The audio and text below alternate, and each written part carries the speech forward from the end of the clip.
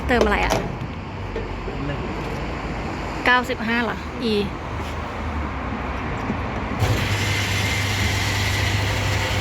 ง่ายแค่นั้นเอง หยิบไปใส่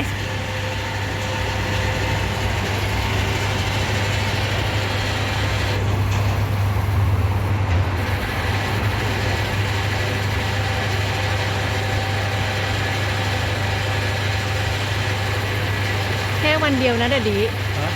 แค่วันเดียวเองนะ เติมเยอะขนาดนั้นเลยเหรอ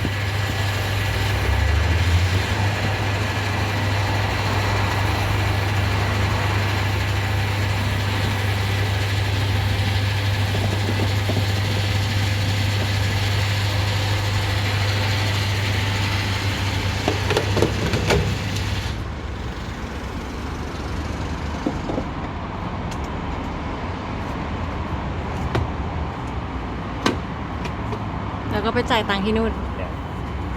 โดนทำเป็นฝรั่ง no จ่ายตังค์จ่ายบัตรหรือจ่ายการ์ด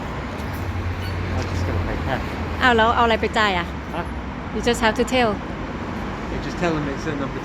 2 อ๋อเขาจะรู้เลยใช่ป่ะ อ๋อ โอเค อ๋อ นี่ก็แค่บอกว่าบอกเลข โอเค